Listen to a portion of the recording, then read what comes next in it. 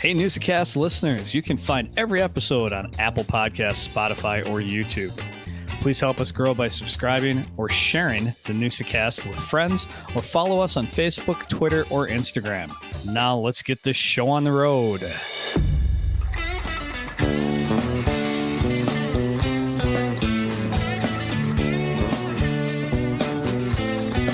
Welcome to the Newsa-Cast. What is a Newsa-Cast? It's where we bring local folk stories to life through conversation.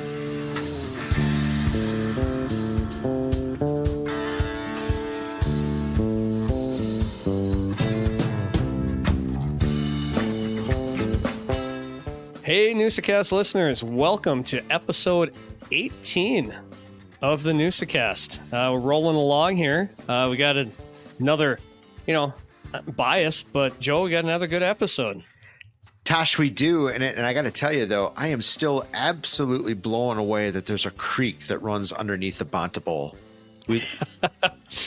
Unreal. Yeah. Never knew that. And we certainly learned that last week with Joe and the interaction that we had with Lawrence on social media was pretty cool this past week. So that was, I'm still just trying to comprehend that, Tosh.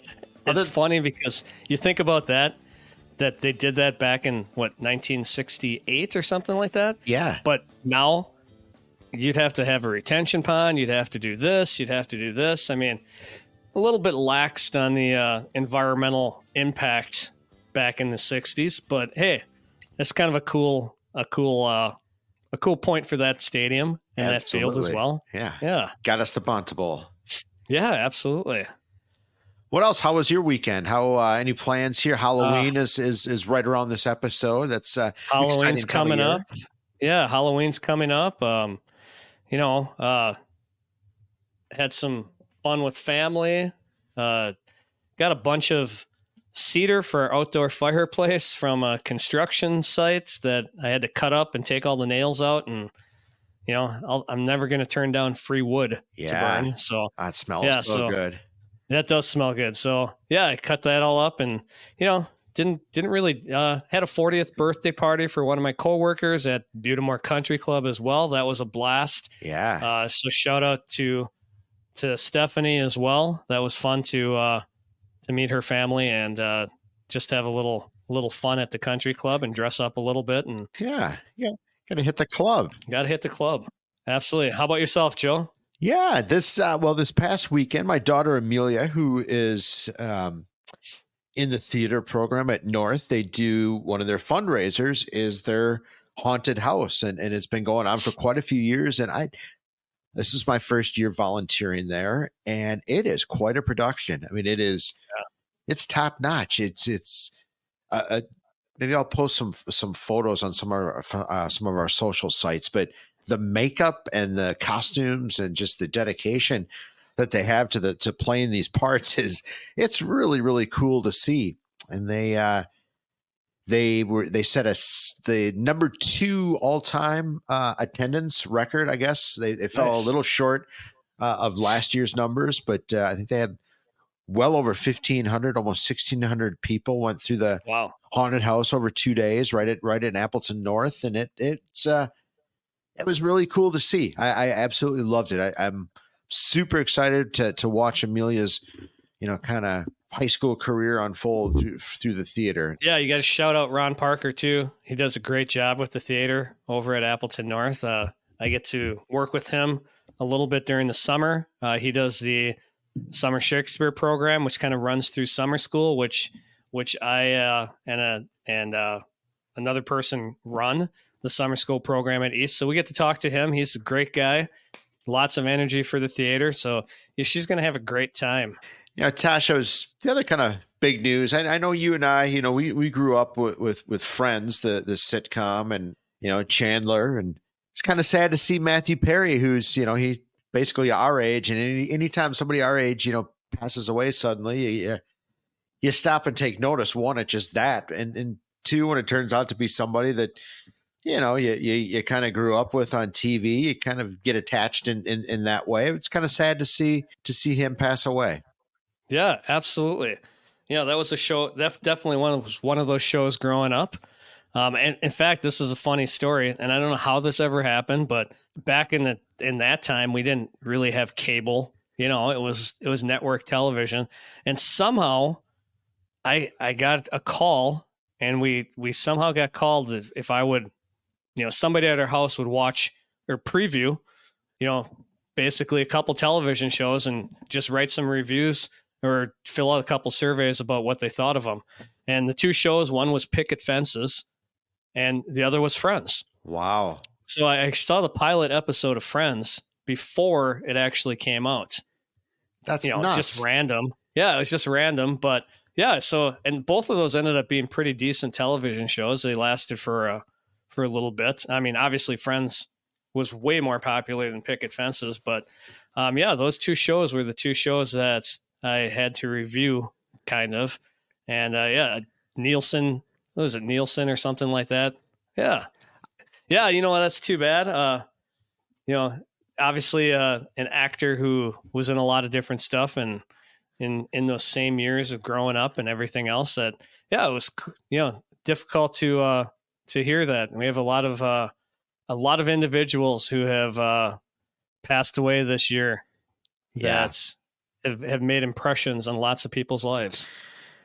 Yeah, it's unfortunately it's part of life. It's something that's all going to happen to all of us. But some just kind of hit you a little harder than others, and yeah, absolutely. This one certainly did. So he left some great work. So we'll always have Chandler Bing and all the other characters he played.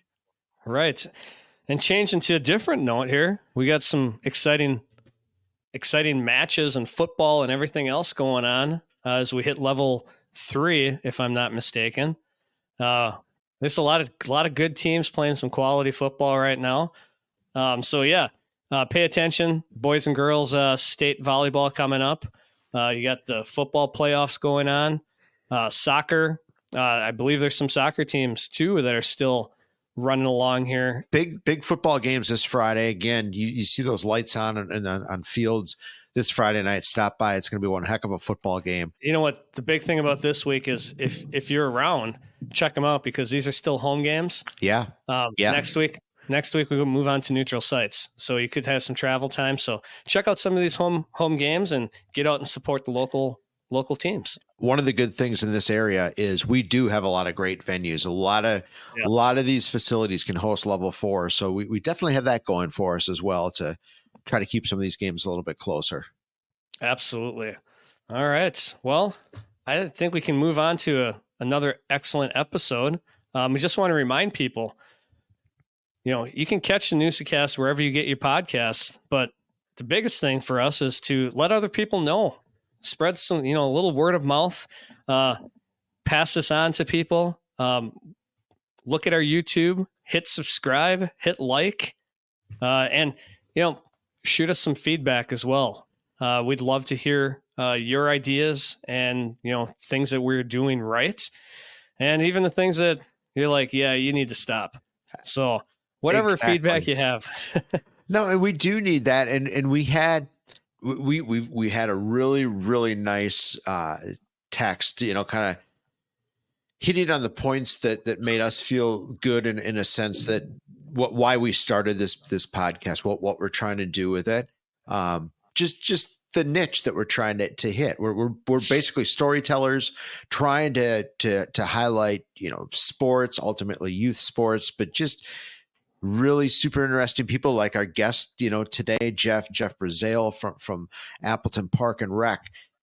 He's got a great story. He works in a really cool, they're doing really neat things. They're providing a really cool service, great opportunity for all of us that live in northeastern Wisconsin. And that's what you and I are we're trying to just discover those stories. So absolutely. When you listen, when you download, when you tell somebody, when you follow, go to our YouTube page or social pages, ultimately that proves that what we're doing is worthwhile and worthy of doing it. So from that standpoint, it means the world to just simply do that. We hope we're putting out a decent product for you guys.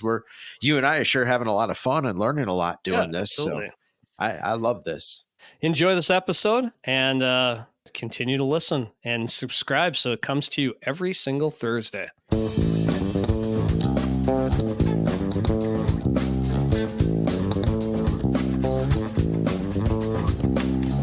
All right, Newsa-Cast listeners, it's time for that look at history, a little look at what's going on around you or what has happened around you.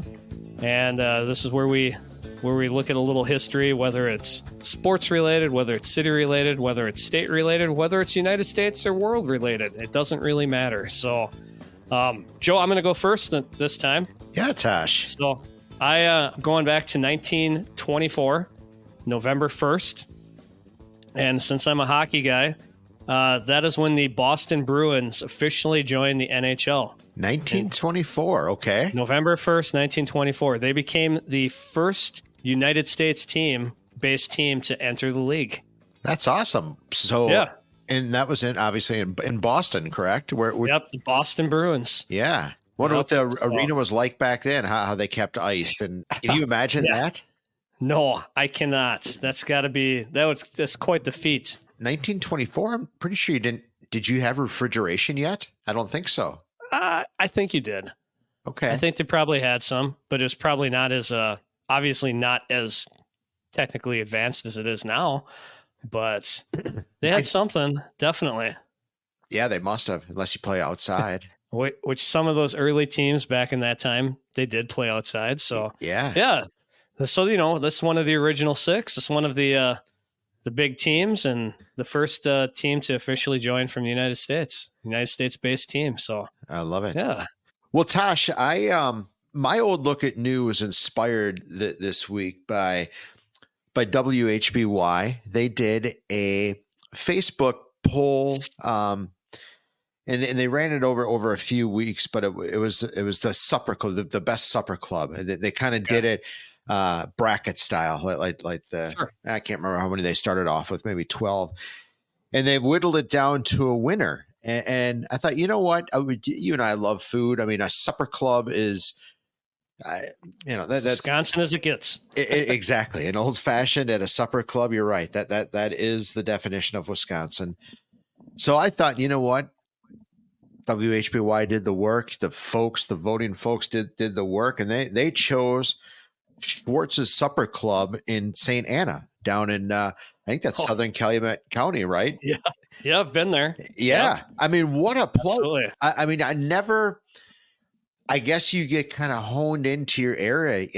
I think of George's or Red Ox or Mark's right. or something that's kind of close by here. Maybe Hortonville, Black Otter, something like that. You forget about it. I'm glad the folks voted like that, because I'm going to definitely go there. Yeah. It's basically out in the middle of nowhere. I mean, right where that is. So good. Yeah, excellent. Yeah, supper clubs in Wisconsin, you know what? They're pretty amazing. It's it doesn't get much better than a good old-fashioned supper club in Wisconsin, for sure. No, absolutely. And in this particular one, 65 years, family-run restaurant. 60, that's a couple of generations just doing that. I love that. Van Abel's, the same type of thing. That when places like that, the food is just second to none. It does not get any better than that, no matter where you go in the world, in my opinion. You have recipes passed down from generation to generation, still making them. Yeah, that's something about that makes you feel happy. There's not much to St. Anna, but the restaurant is beautiful. It's kind of got that European look, that shingled. I don't even know what style that is, but the brick and the shingles coming down over the front, it's cool looking. Yeah, that is a good one. Definitely. That is a great one. Well, that's it, Tosh. That's our old look at new. I love it. Our favorite segment. So hope you folks enjoyed it. And hey, any of you ever have any ideas for an old look at new, or the show for that matter, don't be afraid to shoot us an email, newscast@gmail.com. All right, Newsa-Cast listeners, I am sure that all of you probably have had some interaction and had your kids or neighbors do something with Park and Rec. And whether it's swimming lessons, whether it's flag football or basketball, we got a great Park and Rec program here in Appleton, Wisconsin. We absolutely do. It is one of the greatest things that we have going for us, I would say, as a citizen.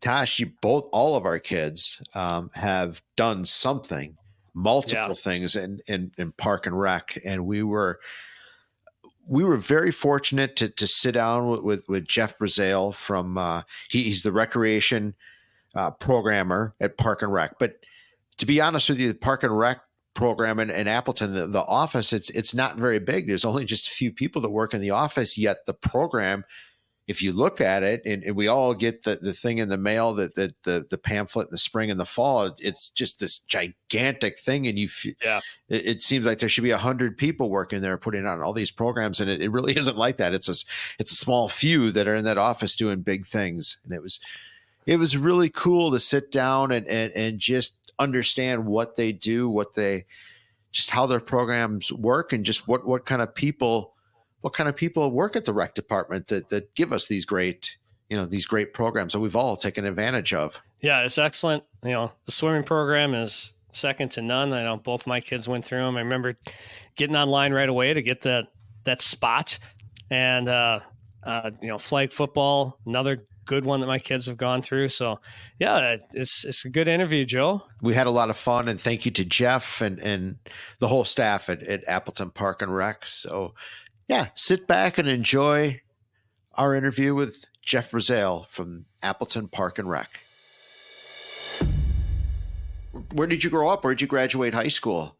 So I was born in Manitowoc, Wisconsin, but my parents moved actually to Sheboygan when I was real young. So I actually grew up in Sheboygan, graduated from Sheboygan North High School, graduated from there, went off to school, went to UW Whitewater, then actually lived in Milwaukee for a little while, and decided to go back for my master's degree in recreation management. So what I'm doing right now. Did that at La Crosse. That's actually the same time my wife and I kind of got together, and she lived in the Fox Valley at the time in Neenah. And that's brought me to Neenah for quite a while. I worked at the Appleton Y for a little over 8 years. And then I got offered a job in Sheboygan back home.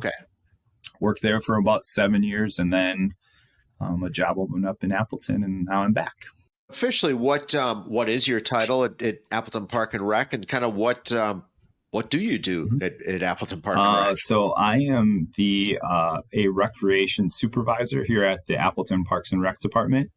My main focus is youth sports, with a variety of other things that I help out with, including some adult sports, as well as some other recreation special events and things of that sort. But my main focus is youth sports here, just because we have big enough programs where it is quite a bit of work and keeps me really busy. So, well, it's definitely one of the things I want to dive into in a little bit, is just the sheer numbers that you guys are dealing with. I mean, it's at least in my eyes, is just huge. But is this, going back to Sheboygan, you're graduating high school, you're off to college? I mean, is this something that, I mean, assuming you had a love for sports, did you kind of want to work in sports like this, be an organizer? Is this kind of the dream job for you? I can't say it was a dream job right away. I had worked at our local recreation department in Sheboygan. That was one of my first jobs, was with flag football referee, just like some of the people I hired today. Nice. But I don't know that I would say that was my dream job. What happened is actually right after I graduated from Whitewater, I did get a job with the Beloit Snappers, which is a minor league baseball team that plays now they're the Sky Carp or whatever they are. Right. I still call them the Snappers because, I did work there. That's right. But yeah, they are in the same league as the T-Rats in the Midwest League. Enjoyed my time there. But as we all know, minor league baseball is a tough business. Absolutely. Especially back then, they did not pay a whole lot. Oh, right. I can't blame you there. So anyway, that moved me to Milwaukee. I was out of sports for a while. And then a friend of mine, and actually I would say a mentor of mine, John Kohler, who works for Sheboygan, is actually the director over there. Him and I were talking, and he thought it would be a good fit and thought it would be something that I should pursue. And that's what led me to go my master's in recreation management. Sure. I mean, to me, it seems like you have an exciting job. Like every day's got to be different. So I mean, if we dive into, specifically Appleton and the Appleton Park and Rec department, I mean, you have, like I was saying before we hit record, I'm born and raised in Appleton. So I literally learned how to play baseball through Park and Rec. That program. I remember Stu Laughlin had a clinic, and your baseball, everybody's baseball was through Park and Rec. Sports have changed a lot, but I mean, you still offer T-League and baseball where kids can actually learn baseball for the very first time and fall in love with it, really, hopefully. Yeah, I mean, things have evolved so much over the last 30 years. It is amazing since, I was actually that flag football referee in Sheboygan. But yes, Appleton, and when I worked at the YMCA now, over 15 years ago, or started over 15 years ago. Yeah, the landscape of Fox Valley athletics overall was so different back then, even than it was today. The club teams were just starting to kind of take shape in a lot of different sports. The Y and the recreation department were huge, both at that time, the Y especially. Right. And then things have kind of evolved. But yeah, especially like you said, baseball has been just a mainstay for Appleton Park and Rec for many, many years. And it's evolved into other sports as well. But like you said, you're not the first person that said that they remember playing T-ball, T-ball, baseball, those type of things with us with the Park and Rec. I think back then it was Cub and Cadet, or Cadet and Cub, whatever the order was, and yeah, I mean nobody. I think there was maybe there was Little League for sure, but it wasn't anything like it is now. And Babe Ruth, I think, was even at that time. But yeah, and some of those leagues are still around too. But the Park and Rec. I mean, that's one of the things. Not only our sheer numbers, but our tradition is something that we definitely are proud about here. And, providing those opportunities for people to go ahead and either try or continue to play sports is what we're all about. Or even just like swimming. I mean, you guys offer, you can learn to swim through the city, through that program. And that to me is so many things like that. I mean, so many life skills that you can learn. Absolutely. Herb Park, when I was here, I always say, the first time we lived in the Fox Valley, when I worked at the Y, we were over at Herb Park at the old pool before it was remodeled, which they have done such a phenomenal job of doing. And now it's like the Herb Park is just this jewel that everybody that comes to the area really enjoys using it. And I can say that with experience. My daughter is a swimmer. And she gets to swim in the bird bath, which is a YMCA event. It brings teams from all over the Midwest. Don't they camp? They camp out, don't they? Like I remember Herb Park just filled with tents. Yeah, I don't know that they camp in Herb, but there are tents that are set up all throughout the day that people are, in between heats or races, enjoying and having a great time. Sure. So, I love. I think I told you before we hit record that I grew up in Appleton, and Herb Park was kind of pretty close to the neighborhood park. And to see what it is now, I bike through there, quite a bit through the week, and deliver mail. That's one of my routes, and it's just it's such a beautiful park. I mean, just all the small, like the cornhole boards that you have there, and just all the little amenities. The pool is unbelievable, but just the beauty of the park and the just functional. It's a great park. Yeah, we talk about Herb quite a bit here at work with my coworkers, directors of recreation, the supervisors, and also the parks department, et cetera, just because it is such a great park. They've done a phenomenal job of kind of building into a real, centerpiece of Appleton throughout the summer between the pool, in all the different events, including some of my programs that are run there between tennis and youth sports sports camps and We do different playground programs. It's just a great place to be during the summer. Absolutely. So. The other, I like all the parks, but the other one is Tallulah. That's a really great park too, with pickleball now. We talk about how sports have evolved. Has pickleball now? Do you guys have pickleball leagues and things like that? Absolutely. Well, we actually have steered away from the leagues portion of it. Sure. And that's just because we're so excited to have Tallulah as a place for us to go ahead and have those courts. And there's so many people that are trying to put together leagues, not only there, but other places, that ourselves at the Park and Rec decided that we're going to be the kind of the teaching side of things. So we're actually offering more of the clinics for adults and for kids, just to go ahead and allow them to get their feet wet, to learn more about the great game of pickleball, which it is a phenomenal game. It has exploded in the last 10 years to the point where it is now. And there are more courts that are going up all throughout the Fox Valley. So we'll see it continue to grow. That's great that you mentioned that. I might take you up on the adult class. Yeah. I've one of the other things, and the reason I've noticed those pickleball courts in particular is I had some friends teach me disc golf this year. So I played a whole bunch of disc golf, and I love the fact that, Tallulah and Pierce, I mean, those are great disc golf courses. That's awesome. Oh. Yeah, we have some great ones in the city, obviously over at Plowman Park too. Yeah, yes. That's a great one. That's a great game as well. So those are two great sports to go ahead and be introduced to. And obviously both great places to play is Tallulah Park for both of those. Yeah, absolutely.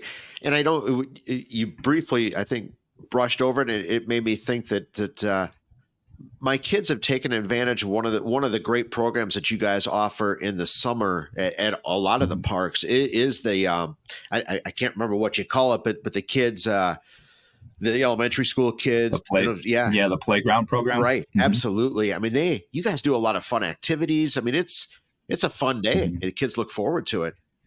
Yeah, the playground program, playground programs are kind of like the essence of recreation departments or park and rec departments on a lot of levels, because when they were formed way back close to 80, 100 years ago, that's usually how things started. So that's one of the ones that we all enjoy, and we have different staff members that actually run it. I don't run it myself, but we have it over a dozen different parks all throughout the city.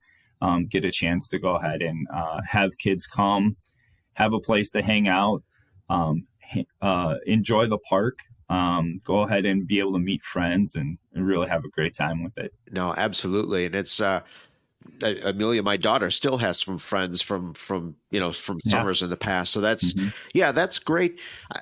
I guess we'll circle back a little bit and talk about, I guess, how does your office work? How what do the numbers look like? I mean, how big is your office? How many citizens, or how big are the programs we're talking about? I'm assuming there's probably several thousand participants through your programs through the years. So I would think it would take a lot of organization and a large staff to organize that. Well, we have, and I'm going to try to go ahead and be as succinct as I can. It's going to be a little bit. We have a director, Dean Gaza, who's actually in charge of facilities, parks, and recreation. And he has the deputy director, Tom Flick, who he kind of watches mainly the recreation and parks department. And then our recreation staff is Nikki Wendt, who's the manager. And then there's actually two other people like myself that are both supervisors of the department. So that's the full-time staff. Everyone else that we have specifically for recreation is seasonal employees or part-time employees. When we go into parks workers, things of that goes a little bit of a different direction. Sure. But as far as the actual recreation side of things, that would be our full-time staff. So it definitely keeps us busy. We start prepping, believe it or not, for summer as soon as that calendar turns in January. There's so many different things that happen, whether it be making sure Herb Park, like we talked about, and our pools and meat pool is all ready to go. That's Crystal, who helps with that. Our playground program, which Liz runs, as you alluded to, she's one of our other supervisors. Those are all things that basically when that calendar turns, we're starting to go ahead and work on that. And obviously, I have got programs all throughout the summer as far as sports goes, but summer is definitely my busiest time of year as far as organizing all the different things that we have sports-wise. Sure. So being specific on that, how many programs would you have? How many do you have going? Baseball, the basketball? What are the sports? I guess what are the programs? Yeah. Throughout the year. So like throughout the year, like starting in January, we actually run a basketball program that we're able to go ahead and use throughout the Appleton school districts, allow us to use their gyms. We've got about 600 kids playing basketball with us, which is a really solid number. Yeah. And that continues to grow. Then we go ahead and move into summer, which is actually baseball. Our baseball program is just under about 930 kids. Wow. I think our all-time high was around 1,000, which was a handful of years ago, but it's still a solid program. Sure. That same time, we run tennis programs. We had, COVID, certain things changed. Tennis was really a popular program, during those times. And actually, we've seen that it has continued to go ahead and level off a bit. Okay. But tennis lessons for us has been really great. Yeah. The last 3 years. I would say we have probably close to 400 or 500 kids there. And then I run some youth sports camps. They're for our youngest kids. So that's our 4 to 8 year olds. Those kids basically get a chance to play either basketball, flag football, soccer for the first time. It's kind of like their introductory camps, right, during the summer. And we've had some really great success there most of the time at Herb Park. Last year we had over 700 kids kind of enjoy those. Wow. Yeah, and then that rolls in the fall. We've got flag football that happens. We've got about 250 kids there. Crystal helps me with that. I go ahead and run a soccer program to end the season, and we're actually just finishing up this upcoming Saturday. That's going to be about 900 kids or 950 kids that we have this year. So, boy, that's incredible. I mean, that's amazing. I love the idea of that early, because I'm thinking back to my kids. Their first 10 years, you really don't know what sport they even if right. they have an interest in a sport, and that's a great way. That's a great program. Yeah, and that's what obviously I've been doing this for quite a while, but that's what we hang our hand on, is we are giving people opportunities to try different sports, to go ahead and learn their likes, their dislikes, whatever it is, and also to give them as positive an opportunity to go ahead and play. So if they have never played soccer before, for example, they have a positive experience, and we can go ahead and hopefully continue to play. Now, it's not always with us, and I totally get that. I never have a problem with somebody that's like, oh yeah, my first year or two was, a great experience at the Park and Rec. And then we move to something else. Well, that's great. That's what it's all about. Right. That's what we're trying to do. So, I mean, you're the foundation. You got them exposed to the sport. That's invaluable in my eyes.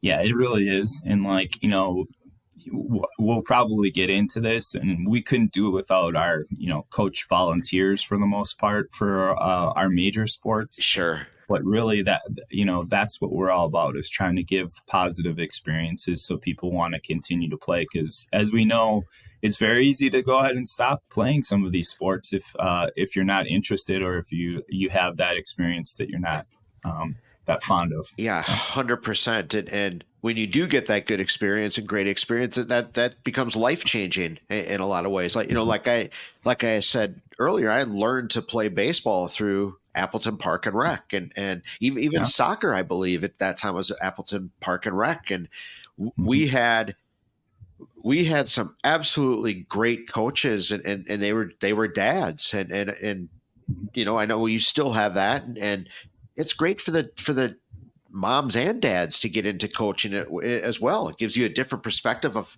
how kids operate, and I think that's helpful for them as well. Yeah, it is great. It is great to go ahead and get a chance to have different coaches.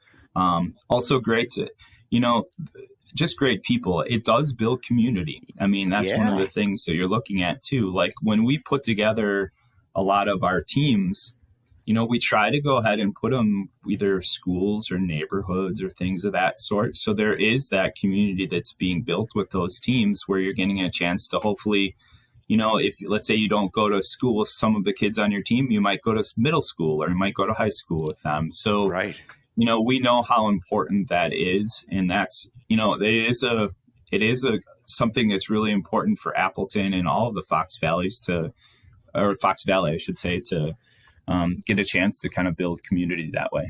No, so. I absolutely agree. And it's one of the reasons why Appleton in particular is I think always looked upon as being a great community is for what you just spoke about. But I suppose that's always just a never ending battle for you, isn't it? To find coaches and qualified people to run all these programs. I mean, we just rattled off, hundreds of kids go through your programs. That takes a lot of people to coach those kids. It does. It certainly does. That is probably, if we're listing the challenges of the job, that's probably one of the top ones. Is just finding people. And we're so lucky in Appleton that we have a good community that's still looking to volunteer, still looking to go ahead and help coach that T-ball team, things of that sort. And hopefully that tradition kind of continues, because I think that's something that is extremely important. And believe me, I've talked to other communities, and it's not like that everywhere. Right. So we want to go ahead and foster that as much as possible. No, it's I understand. You guys do great work, no question about that. Have your numbers, like before COVID, after COVID? I mean, how have obviously numbers probably ebb and flow, but has it been? I mean, were the numbers drastically different 10 years ago? I guess how have the trends looked here over the last decade or so with COVID right in the middle? Well, it's very interesting. So, I was crazy enough to move my family during the pandemic. So we got here, we got back to Appleton in 2020. So when I got here, actually, we had that to deal with. There was, all the challenges that came with that. Since 2021, we actually have been trending upwards back to, we would say, we call it here kind of pre-pandemic numbers. Now, at the all-time high, there was over 1,000 soccer players that played with us. We're at about 950 now. Baseball, there was a little or close to 1,000, I think, at that time. And we keep getting closer and closer. So we're seeing that bounce back, and we're very happy with that. I think that one of the things that, because of how society has changed a little bit on when people are interested in playing, when do they want to start their sports experience, etc. We're very happy with where we're at. We might get over that, all-time record again. But we're not sure on some of the leagues. But then, like I told you before, we've hit all-time records in tennis and pickleball and other things. So things are evolving, and that's great. So, I remember back, in my heyday, say the 90s, it used to, you'd go out to Memorial Park on almost any weeknight, and it was just loaded with park and rec softball teams. Leagues were just mammoth. Now, I don't think it's like that probably anymore. Maybe I'm not sure. On the adult leagues, I guess maybe you don't know, but I guess what on the adult side, what does it look like? Some of these same sports, I believe you still run for the adults, correct? We run very little for adults, our department. So what happened was just as things evolved, we realized that there was other groups out there interested in running adult sports, specifically softball. Sure. And softball has definitely evolved. I played over my career as well for many different years. Yeah. And what happened was I don't know the exact date, but I want to say it was probably about 10, 15 years ago. they moved to basically a private company. So right now, the name of that company is Fox Valley Athletics. Okay. And they actually will go ahead and run softball leagues, not only at Memorial Park. So they look a lot like those same leagues, Joe. Okay, sure. That you played in. But they also go ahead and play in other parts of the Fox Valley. Neenah, for instance, they have some leagues down there. Sure. Oshkosh, some other places. But they have basically kind of taken that over. So we, as far as adult sports go, we run some, obviously, tennis, some pickleball. We have actually a flag football league. But we don't have quite, obviously, the same softball presence. We just do the youth side of things for baseball and softball. No, I mean, and that makes sense. I think it speaks to just how sports have changed, and just in our lifetime, it's incredible. It's absolutely nothing like it was when I grew up, but with these club teams and just how all of these sports have evolved to big business and I don't know. There's something to be said about just good old hometown, just your park and rec team, like you said, building community and things like that. I feel like we stray away from that sometimes. So it's really great to have these types of programs readily and easily available. Yeah, we're really proud of trying to go ahead and keep things as affordable as possible for our leagues and have the right way of going about things. We have some pillars that we go with as far as our leagues to try to go ahead and make sure that people enjoy them as much as possible. But in general, we're trying to go ahead and keep things as cost effective as we can, because we know the landscape of sports has changed so very much. Believe me, I have kids. I have a junior in high school and I have a 8th grader, and I've been through all the different travel teams and a lot of them myself with my own kids. And so we know the cost and we know the opportunities in order to go ahead and play are so important at these levels. And so we're trying to do our best in order to make things happen as best we can. So. I mean, you're right in the wheelhouse for, like we keep saying, to actually develop your love of sports. It starts really with these programs. Do you see Park and Rec just to continue to evolve? Like you said, now you have pickleball. I mean, are there some other trends that you kind of see on the horizon here? Is that something that you guys are always on the lookout? Yeah, we're plugged in to not only the state and national level as far as trying to go ahead and see what the trends of things are.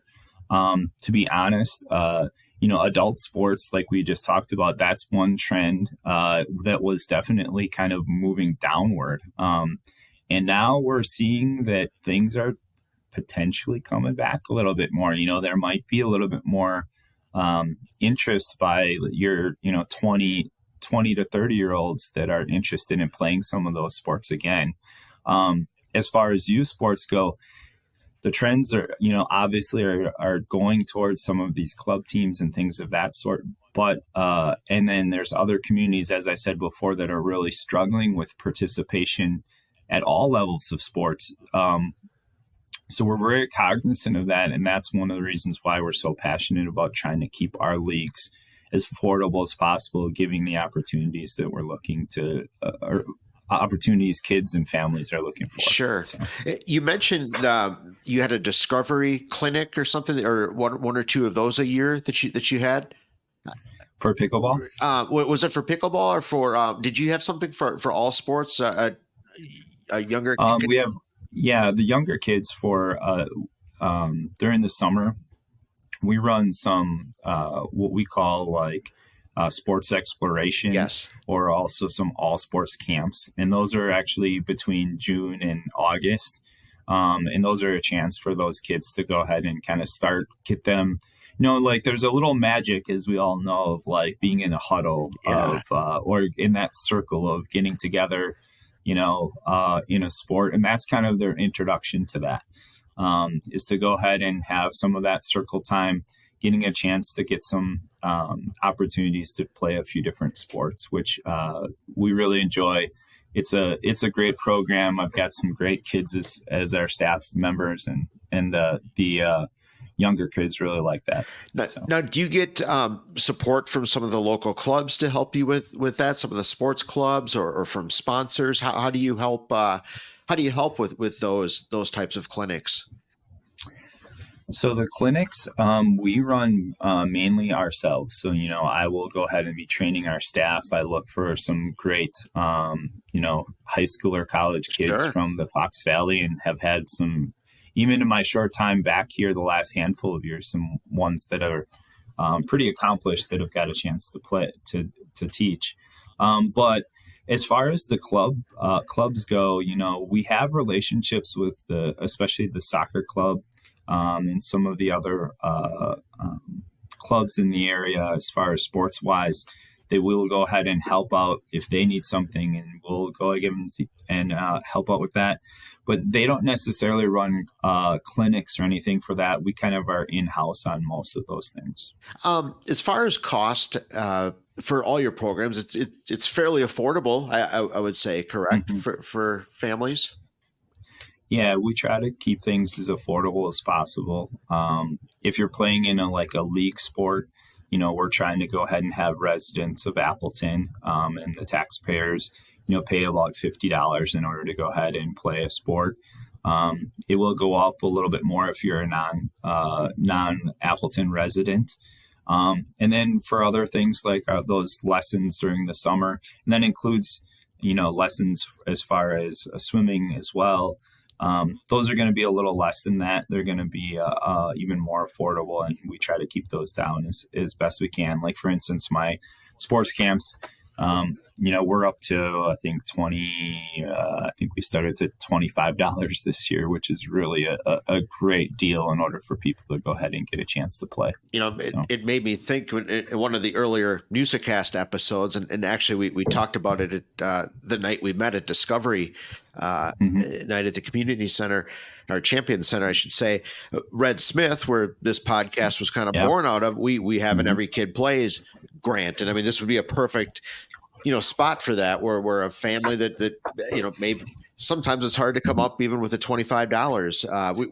We actually heard that story in one of our interviews. Yeah, there you go. Exactly. I have it right on my desk there, Joe, just because I know that that's something that we're very interested in being a part of. And I was very happy to go ahead and talk to you guys about that at that Discovery night over at the Champion Center, because I think it's so important. Whatever we can do, whether it be equipment, whether it be, participation fees, I know that we're passionate about trying to get people involved as well. I know I worked at the Appleton Y for many years. Sure. They do a great job at that as well. Have lots of great friends there that are willing to help kids to get a chance to go ahead and play. And I mean, at the end of the day, that's honestly what we're trying to accomplish. I mean, like you said, taxpayers fund the park and rec. I mean, this is our community. This is what we're putting our money towards. And Appleton has done a great job at it. The Appleton Y, like you said, has done a great job. But, some people are struggling, and there's opportunities that, like we just want the kids to play, right? They just try baseball, and maybe you'll fall in love with baseball. And I'm 53 years old. It all started because of Park and Rec. So it's been a long time now. Yeah, absolutely. Yeah. We all remember the first time we get to play. I remember when I got my first Park and Rec shirt when I was playing, t-ball, baseball, etc. Those are, I still tell people that the most important day of the year for the rec leagues most of the time is t-shirt day, because everybody gets to put that on. Yes. You feel part of a team, and gets you excited for the rest of the year. Mine was Quaker Bakery, big orange shirt. Bakery. Yes. Yeah. Still have pictures. You guys used to do the, I think it was T-ball and cadet or whatever. You do the city championship was always at Goodland Field, the old Goodland. Well, Wow. Yeah, we don't go quite that old to be able to play at Goodland, but I played at Goodland when I was on Legion over at Sheboygan. We came up here. Yeah. Didn't always fare very well. Let's put it that way. That's a tough group. Those Legion teams in Appleton were quite good. So now that to me was always been a great program. The Legion program, that's been some great baseball, great teams through the years. Yeah, absolutely. I mean, the tradition of baseball in Appleton or the Fox Valley has always been so strong. I know that growing up in Sheboygan, we would always, we'd be, there's few and far in between when we could go ahead and beat some of the Appleton schools, but we were always envious of the tradition that was going on up here. So it really is a rich history of baseball. And it ties in with Park and Rec because it'd be more of, I think, the park side of your office, but there's a great tradition of baseball groundskeepers in the major leagues, and it was born out of Appleton. Bud Kinky was a long time, kind of head guy or whatever at the rec department. But I remember he took care of all the fields, and his son Odie became the Cleveland Indians groundskeeper. And then Bud always had, you need, like you said, you need summer help. So there were 3, 4, half a dozen of these guys were just groundskeepers under Bud through the 80s, 70s and 80s. And a couple of them went on to, one is with the California Angels, probably there for 25 years as a head groundskeeper, Barney Lopez. I mean, he was a Park and Rec employee at one time. So it's kind of a hidden fact. I'd love to do a Newsa-Cast episode on that sometime because it's kind of cool that came out of Park and Rec, taking care of baseball fields. I'll have to ask see if our parks side of things, Greg Hofstra, if he would have a little bit of working knowledge on that too. He might know those same names or might have some stories or whatnot. But yeah, that's funny. That's great. I mean, just the tradition of minor league baseball all the way back to when the Sox were here to, now the T-Rats, there's a lot of great baseball people that have come through the Fox Valley. Oh, it's unbelievable. My dad used to tell a story. So the Orioles were a farm club here, or we're an affiliate here. So Earl Weaver was the manager. Cal Ripken Sr. was Earl's, assistant manager. And Cal Ripken my dad said he remembered Cal Ripken running around in diapers. He would have been, awesome. 2 years old here in Appleton as his dad is a minor league baseball coach. Mm-hmm. Yeah. Yeah. That's amazing. Yeah. I working in minor league baseball, I was a Brewers affiliate down in Beloit, and the Brewers minor league system was not anywhere where it is now with some of the names that are coming through the Timber Rattlers. So, yeah, it was. I think we had a few rehab assignments, but nothing like Dave Nielsen and Jaha, if you remember those. Sure. Names. Oh, absolutely. Yeah. But yeah, the teams were not very good. That's what it. Isn't it unbelievable now where minor league baseball is as far as facilities and just what they do and the product they put out? I mean, the baseball is like number 10 on the list as far as everything else that you can experience. Yeah, and I was, when I did work in Beloit, that was kind of the infancy. I got to go to a number of Midwest League parks during my time there. And all the parks were just starting to go ahead and, well, maybe we should have something between innings, or maybe we should have a promotional night. There wasn't every night, Sure. And so now it's every time you go to the ballpark, there's, not, like you said, nonstop stuff in order to do. So that's certainly evolved as well. So. Where was the ball? I'm trying to think of the ballpark in Beloit. Where that was that was like an old city park, wasn't it? Oh, yeah, Pullman Field. Yeah. They just moved out of there 2 years ago. And I'm not trying to be mean, but it had to be the worst ballpark in the minor leagues 2 years ago. I mean, sure. It was my home for a short amount of time, but it was certainly was not anything like Fox City Stadium. Their new park I have not got a chance to visit, but I heard it's really nice. But yeah, Fox City Stadium, when they built that now, what is it, 20 years ago? I mean, they did it right from the start. So, I know this isn't necessarily your domain, but it is more of a park question, and we briefly touched on it earlier. But I feel like just the parks in Appleton I can't imagine another community having really many better parks. I don't know if you're certainly not in it for an awards or anything like that, but I feel like these are just they're just beautiful parks. You guys do it right. There's a lot of thought put into them. The amenities are first class. I just, as a citizen, and I love them. Joe, I think you're onto something. I know I'm biased working for the department, but I do think that the variety of different parks in Appleton, you have everything from, as we've alluded to, Memorial Park, which is a huge park with, ball diamonds, and there's a pond, there's a sledding hill, things of that sort, down to some community parks that are, your Peabodys and things of that sort that are just, gems, if you will. So I think that there is just a nice variety, and especially, the luck of having some of those parks along the river, the Fox River, really gives us an opportunity to have such, lots of different amenities that we can provide. And it's certainly something that's been fostered over all those years, that we've had our department, which is great. There's some communities that have some great parks as well. But I agree, we're very lucky with what we have. And you even just a small, I live near Peabody Park, so I'm there. I'm at least walking over the Pacific Street Bridge that looks down over it almost every day on my dog walking route. And you weave down past the river, but all of those community parks, Alicia Park, or just those, they're beautiful. And then the access to the river. I mean, that's been one of the coolest things I've seen in my lifetime now, is the parks are opening up the river. You have the kayak launch, and Tallulah's kind of been redeveloped. It's just Tosh and I, our co-host is we always say gems of the Fox Valley, and I think the parks are definitely that for sure in Appleton. I'm doing what I do. I would say that parks are a gem in whatever community you're in, because they are so important. They make things that much better. Once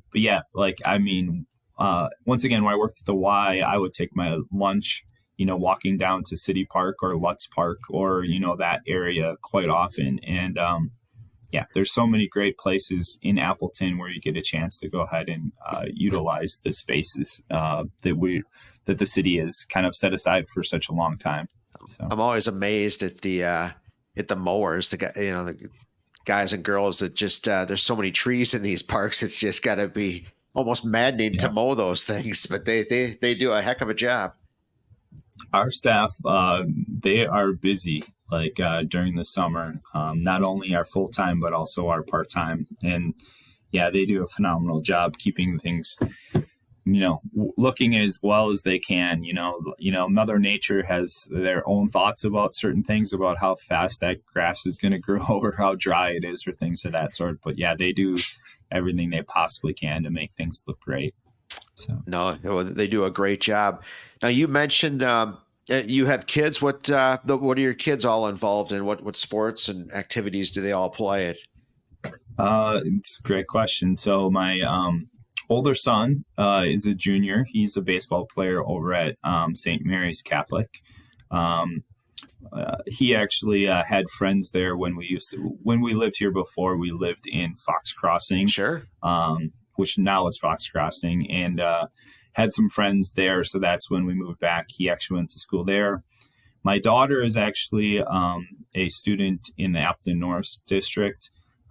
She actually is a swimmer. She's in track and cross country, and then also plays soccer. So she's a busy girl. Yeah, so absolutely. St. Mary's, boy, that's a great campus too. The facilities there are second to none. Yeah, they are. He's very fortunate. We joke about it all the time, and all of us parents even know that the facilities they've built. We used to, when we lived here, when he was a baby and both my kids were a baby, we would walk by St. Mary's because we lived in that area. And between now and 13 years ago, it's just a completely different place. The campus is amazing. They have the new middle school. They have new facilities as far as football, baseball, tennis.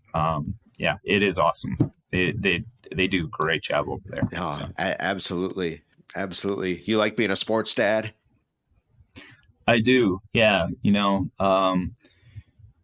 all know that chasing kids around and making sure they get to practice and stuff is one of the major challenges of parenthood. And believe me, I'm cognizant of that when we schedule things for the recreation department too. But yeah, I enjoyed a lot. Like, I enjoy going to all the different sports. I was not a swimmer growing up, but every one of those swim meets is super interesting. And the other thing is you kind of learn to evolve your knowledge of different sports. And certainly it's helped my wife and I to learn more about swimming, because we were not swimmers back when we were kids. Sure. I mean, at the end of the day, it's just fun to watch your kid be passionate about something, right? And latch on to something. Absolutely. Yeah. Give them the opportunity to try different things, and you never know what they come up with, right? Absolutely. That's why it's so important to try Park and Rec, right? The discovery. You never know what you're going to like. And I know it sounds like I'm preaching, but that's what we try to do is, continue to give kids the different opportunities and see what happens. It's awesome. And that's what we're all about at the Park and Rec. So.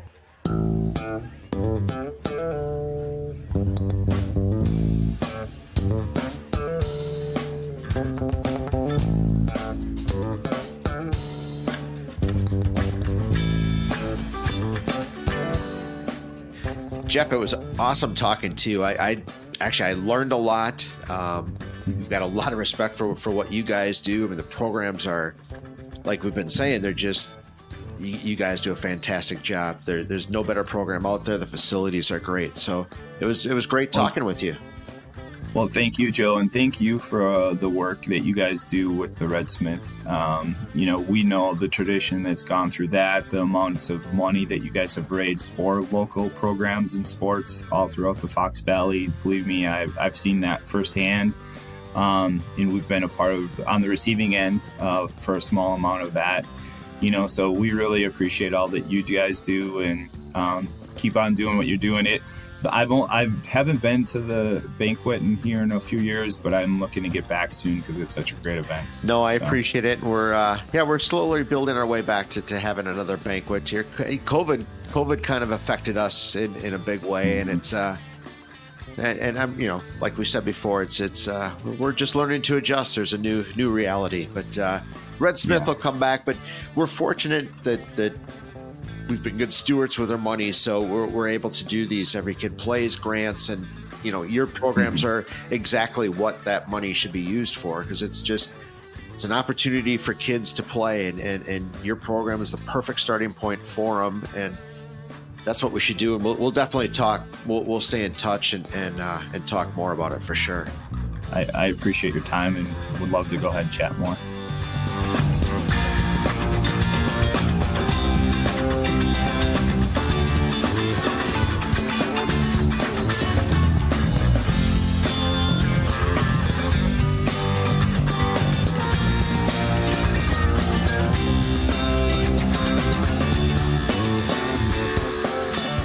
Onions, Tosh. We know. Yeah, Onions, right. There you go. Right. Well, we got a special throwback, and one of the cool things about the Red Smith Banquet that, obviously, if you're a fan of the program, you know this. We have brought in some just absolutely incredible, the people that are doing the work. Announcers. We certainly have the Hall of Famers and the players and all of that have come through the years to Appleton, but we've had a really nice grouping of announcers and all the major networks. Bob Costas, Bill Raftery today, tonight. But we've had Leslie Visser and we've had Vern Lundquist on the throwbacks, and there's a lot more that we're going to be putting out. So that's kind of cool. I always love that. I mean, anybody that's a fan of college basketball, anybody that watches college basketball has listened to Bill Raftery, has listened to Vern Lundquist. They're right there with Dick Vitale. Those three, I think the powerhouse, Bill, Brent Musburger, those guys, they're all in that same conversation. And this is a fun, it's Bill Raftery being Bill Raftery, basically, in an after dinner show. Yeah. You know what? I mean, let's face it. Without announcers, there is not sports. I mean, really, literally, you're just watching a game, and the announcers make it and bring it to you. And good announcers are able to do that. They make you Absolutely. A part of it. And Raftery, I mean, he coached 1963 to 1981, and then he went into broadcasting and was. I mean, let's face it, he is one of the premier announcers for college basketball. Yeah, 100%. Sure. There's a few guys, Al McGuire, was one. And Yeah. There's been others that have been successful as coaches, but very few of them can really turn it around and be great announcers, and then couple that with just being legendary announcers, games that, I mean, he has been a part of most of our lifetime of watching college basketball. We've heard that voice. You remind me, though, Tosh, of a story when you talk about the announcers. I think you're absolutely right. I heard somebody describe an announcer one time as an artist, as a painter. They paint the picture for you, right, and fill in the blanks. And Raftery certainly has a little humor for that, so maybe he's partly comedian as well. But one of my favorite comments of his, when guy made a nifty move, instead of leaving his jock on the floor, was a little lingerie left on the deck. Well, with that, Tosh, I think, why don't we hand it over to the Red Smith Banquet Throwback and Bill Raftery the night he was at the Red Smith Banquet.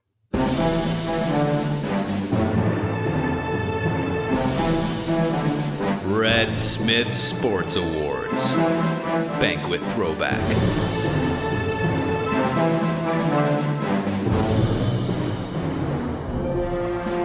The Red Smith Award, of course, goes to someone who has made some unique contributions to sport in Wisconsin, and also epitomizes the great values that Red Smith exhibited.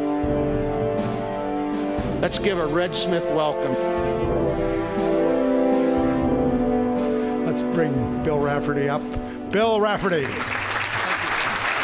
Thanks, Bill. Thank you.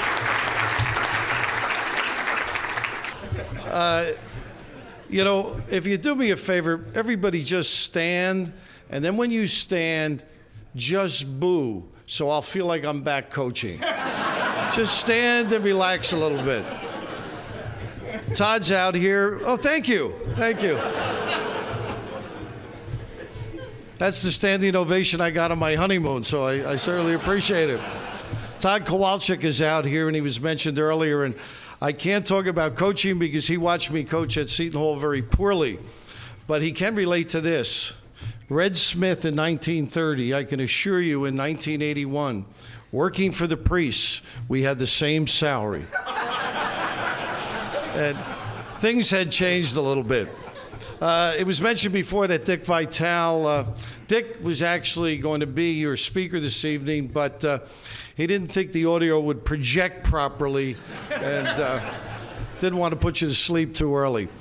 I'm going to go through like a couple of characters because you've been here. If this were back in Jersey or New York, they'd be throwing glasses. I'd be ducking. You're the most unbelievable audience I've ever been involved with. So receptive, and rightfully so, I might add. Who's the wealthiest man in Gilbert's neighborhood? His tailor. He and his son, imagine those threads? Raoul of Bayonne would be singing. The Bennett family are an institution in America, I assure you. It's not indigenous to this great state. And while he was talking, it was easy to understand why they won. And today I shared a couple of hours with his son, and I could see he's a winner as a family man as well. He's going to be a great coach, I assure you.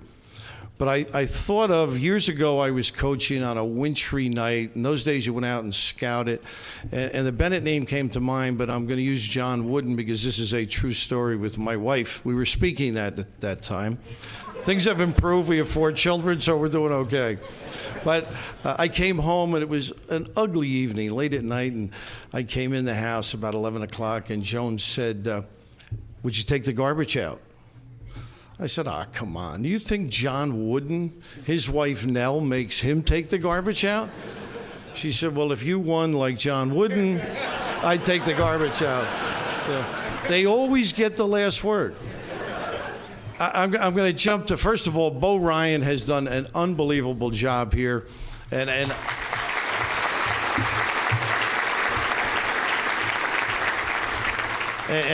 I go back with Bo. Bo's from Chester, PA, when he didn't have a suit, and the strongest guy in the neighborhood used to steal it for him. You know what he's done in state in all the divisions. Tom Crean's at Marquette, who's done a phenomenal job. It's a treasure for you to enjoy, and I know the different athletic departments certainly are. For us, the great thing about doing games is when you're my age, they don't put you on camera too often, and they don't put your win-loss record up. So they think you're a genius. And we sort of, during the course of 40 minutes, we ruined that image as well. But as the years progressed in coaching, Al McGuire became a great friend. And I just want to give you a couple of cuties. One, the former beat writer here ended up in L.A. as the sports editor. And one of his last banquets, because he said that night, "This is my last banquet." He wasn't ill then, but he wasn't himself, kind of. At any rate, the story that this man shared with me, his son was a special child. He had everything you could think of that's wrong with him. And this kid had, projects, and every day, they had great attention to detail, brought him to all the special situations or institutions. Well, at any rate, Al loved the motorcycle, so he said, "Could I take John for a ride?" So the father assumes, hey, what the heck? They have a nice little neighborhood. Well, he doesn't know that now it becomes every day the youngsters saying, "Where's Uncle Al? Where's Uncle Al?" So every couple of weeks, Al would come around, and the kid couldn't wait for him. So finally, one night, he's driving home. He worked for the Milwaukee Journal. He's driving along the expressway. He's in the middle lane. All of a sudden, he looks. It's Al with his son on him doing 90 miles an hour without a helmet. That's what these great guys do for kids. No. I mean, the inference is incorrect, but there's a care and a giving is my point. Now, if I were the parent, I want to kill Al, obviously. But a couple of just quickies. When he's in the hospice, Tom Crean and I went to visit him a number of times. And he had a great sense of humor. So one day, Rick Majerus, do you all know Rick? Rick's been on maybe the same diet that they went back to Kansas to give Gilbert to get back to plug the middle. No offense. But a big man. And Rick had brought in $200 of Mexican food to a man who's sick. Like, he's bright, but doesn't get it, obviously. So I show up, and Rick leaves, and now Al and I are small talk, and now it's time to leave, and we're walking down the hallway, and he said, "I'm the youngest person here." And I think he was 72 or 3, right? And I said, "No kidding." We get down to the little area, the recreation area, and there's an elevator there that we're going to go on to bring me down to the first floor. And in this rec area, they're in a round circle in wheelchairs, and they have a beach ball. And it's rec time. And the helper is throwing the ball up, and they would elbow it, knee it, do whatever they could, pick it up, start over. And they were music's on, they're enjoying themselves. Al looks at me, the elevator opens, he says, "They think they're dancing." And we tee-heed on the elevator. Now, having said that, back when he first left Marquette, he did not want to go to the campus. He didn't want to intrude on the coach. And anybody who's coached, you feel the same way. It takes a while to get back, because you don't want people asking you something, or like, he doesn't do it like you did, whatever. Just give the guy his distance.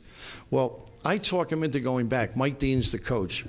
And have you ever been to Marquette? Mike's played a lot of games without a helmet, Mike. Quite a character, if you know. In fact, just a segue. One night I'm out with Mike. He used to wear the sunglasses. Do you remember that? And I said, "Mike, why the sunglasses?" He said, "I went to the doctor, and he said to me, you're in too much of a stressful situation. You've got to quit coaching." So he said to the doctor, "I'll wear sunglasses. I never made money like this. You think I'm going to quit now?" But that's Mike Dean. At any rate, Al, we go over to the campus. And if you've been on the Marquette campus, you come in one road, you go down, and it's quartered off by buildings, one on each side and a dead end. So you've got to do a U-turn to get back out. We get down to the end, and this is the devil in Al. We get all the way down the end, take a left. It's nothing but yellow lines and signs, and we'll take your first child if you park here, and all the towaway zone, all that stuff. So he parks the car. He's Al McGuire. I get out. He pulls right into the front door with the yellow stanchions, leaves the car. I open the door. He starts to go, and he said, "Oh, I forgot." He goes back to the car, reaches in, takes out a sign, puts it in the window. Clergy. He's the best. He's absolutely the best. I'll leave you with how important education was when I coached. We used to give the kids the caramel test at Seton Hall. And what we would do is we would put a kid in a room and we put a caramel with a wrapper on it. And we shut the door and we looked through the mirror. And if the kid took the wrapper off and ate it, that was one thing. But if he ate it with the wrapper, that was another. So what we did, we talked the president to this, that if he ate it with the wrapper on, we gave him an athletic scholarship. If he took it off, we gave him an academic. It fits right in. I loved our kids. You know, if you said hello to them, they were stuck for an answer, that kind of thing. I was told. Now, just to leave this beautiful night with a thought, and Gilbert said it best about parents, but as those of us who've coached know, sometimes there aren't parents home, or there's one who's trying to make a go of it, or it's an aunt or a grandmother. And that's where these programs are of invaluable assistance, where you spend a night like tonight, and I know you've got many things you could do. It's a sacrifice, but you do it because, A, there's some great people that have dedicated themselves, the coaches and players, and even these sports teams, to hear what they've been able to do.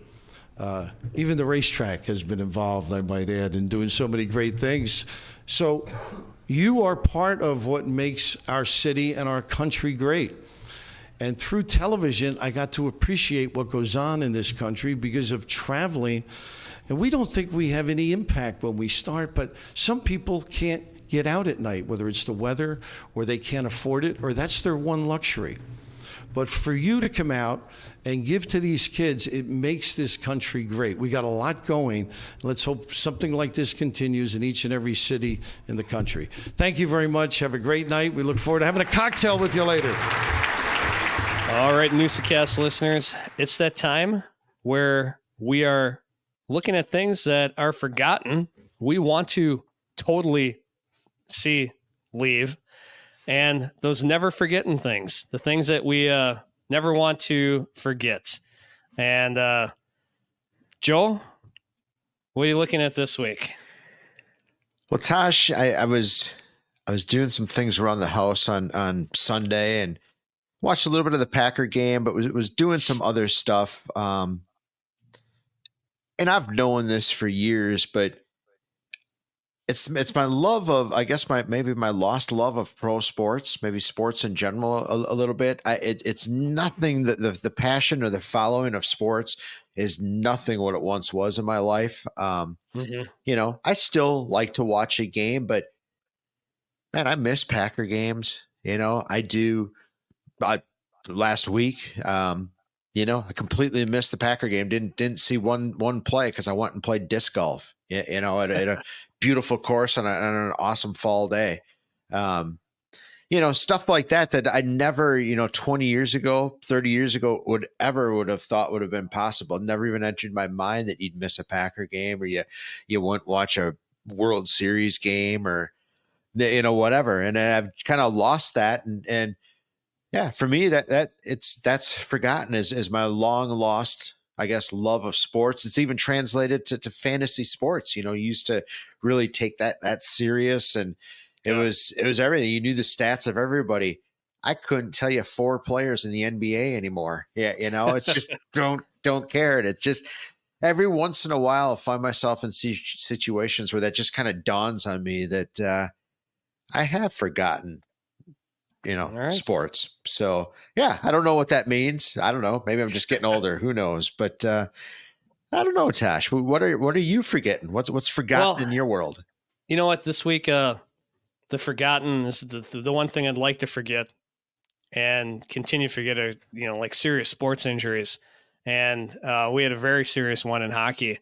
A young man, 29 years old, died on the ice, bled out, basically, got a collision on the ice in England, and he got cut on the throat with the blade skate.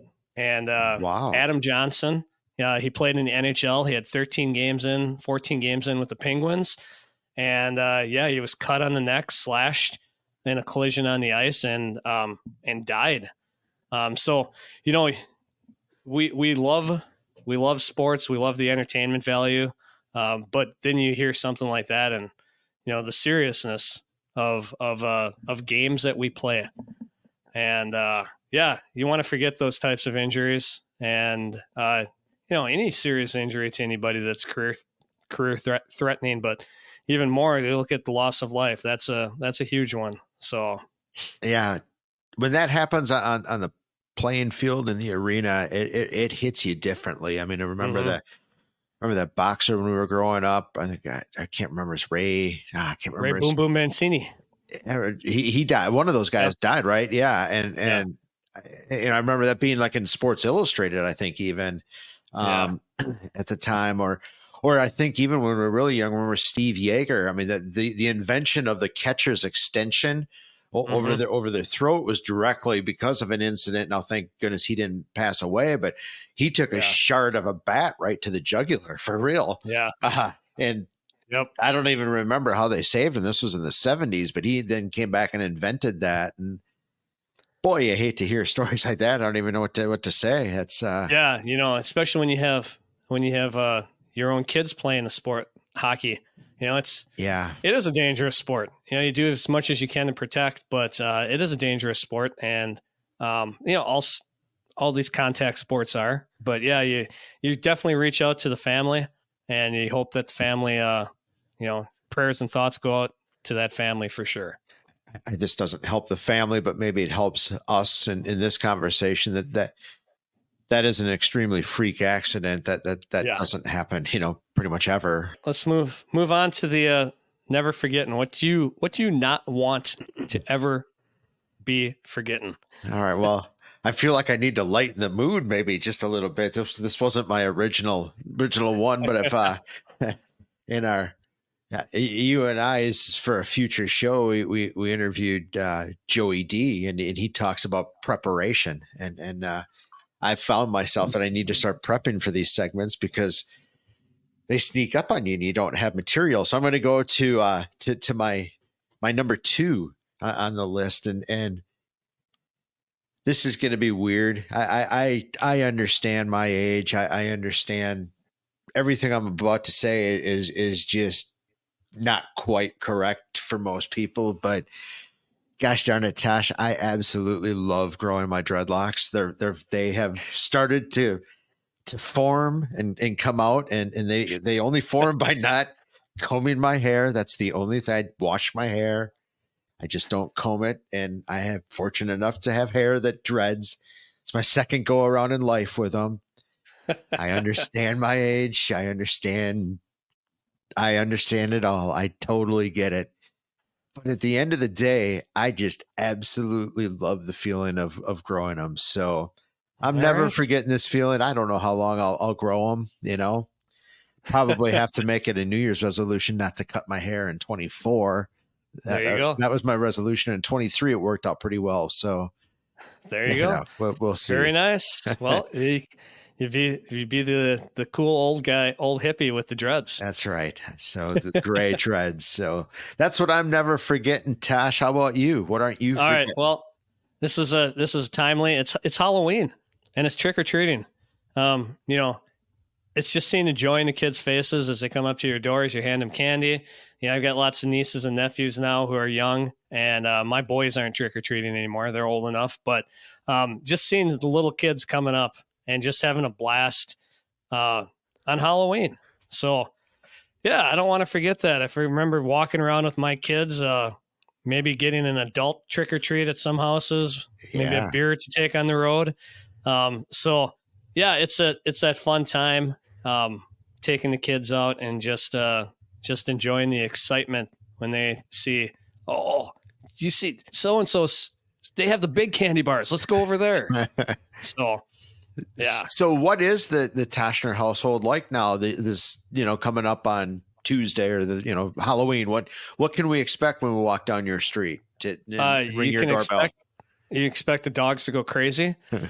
And it's not a good situation. You're either sitting outside with candy or you have the bucket outside, because I tell you what, dogs have to be either downstairs or something else, because they do not like people ringing their doorbell or knocking on their door. That's for sure. So we have to make some precaution, put them downstairs, try to keep them downstairs, things like that. But and low key, Tash, a little secret to the Newsa-Cast. I think I've told you this. My favorite thing, the absolute favorite thing about the Newsa-Cast is the very, very end. So if you ever listen to the Newsa-Cast to the very, very end, the dogs represent. Yeah, you get Apollo howling. Yes, and that is a classic howl. These guys, Apollo and Kingsley, will howl on Saturdays at noon when the sirens go off. Kingsley usually starts it, and then Apollo joins in. And if they hear sirens, the howling starts again. Yeah, these are two good howlers for sure. So they'll be howling. They'll be howling tomorrow night. It's my favorite part of the show.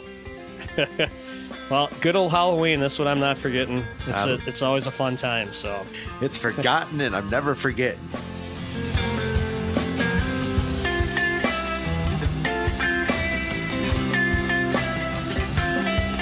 Well, thank you for listening to another great episode of the Newsa-Cast. We really appreciate it if you hit our socials, subscribe wherever you get your podcasts, and don't be afraid to check out YouTube on Sunday mornings to get that full throwback.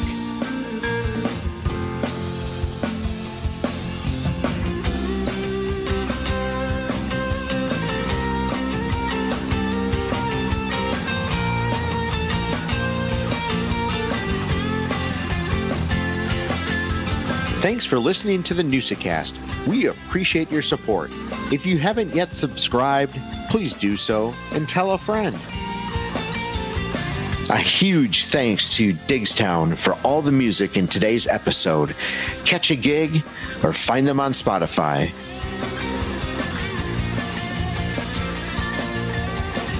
Northeastern Wisconsin Sports Advancement is a 501c3 organization. Our mission is to raise money, provide support, and create awareness for youth sports organizations in northeastern Wisconsin. We do this primarily through the Red Smith Sports Award Banquet and the Newsa-Cast. Each year, we give back to the community through 3 initiatives: the Every Kid Plays, the Gives Back Initiative, and scholarships to student athletes.